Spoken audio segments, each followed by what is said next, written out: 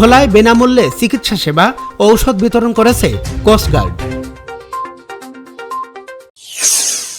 ভোলায় বিনামূল্যে চিকিৎসা সেবা ও প্রয়োজনীয় ঔষধ সামগ্রী বিতরণ এবং জনসচেতনতামূলক কার্যক্রম পরিচালনা করেছে বাংলাদেশ কোস্টগার্ড।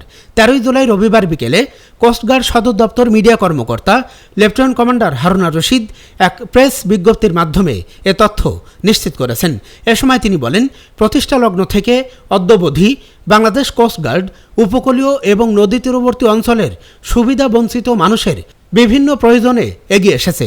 দুস্থ ও নিম্ন আয়ের মানুষদের বিভিন্ন সময় মেডিকেল ক্যাম্পেইনের মাধ্যমে বিনামূল্যে চিকিৎসা সেবা প্রদান করে আসছে কোস্টগার্ড। এরই ধারাবাহিকতায় রবিবার সকাল 10টা থেকে দুপুর 2টা পর্যন্ত কোস্টগার্ড বেজ ভোলা সদর উপজেলার ব্যাংকেরহাট এলাকার 11 নম্বর ভেদুরিয়া ইউনিয়ন পরিষদ প্রাঙ্গণে মেডিকেল ক্যাম্পেইন পরিচালনা করে 486 জন অসহায়, গরিব, দুস্থ ও শিশুদের বিনামূল্যে চিকিৎসা সেবা ও প্রয়োজনীয় ঔষধ সামগ্রী প্রদান করা হয়। এছাড়াও জলবসন্ত রোগ প্রতিরোধ, অবৈধ মৎস্য আহরণ, মাদক ও মানব পাচার রোধ, অবৈধ জালের ব্যবহার, বনজ সম্পদ রক্ষা, নৌযান ও নৌপথে জানমালের নিরাপত্তার বিষয়ে জনসচেতনতামূলক বক্তব্য প্রদান করা হয়। উক্ত জনসচেতনতামূলক সভায় স্থানীয় প্রতিনিধি ও এলাকার আপামর জনসাধারণ উপস্থিত ছিলেন।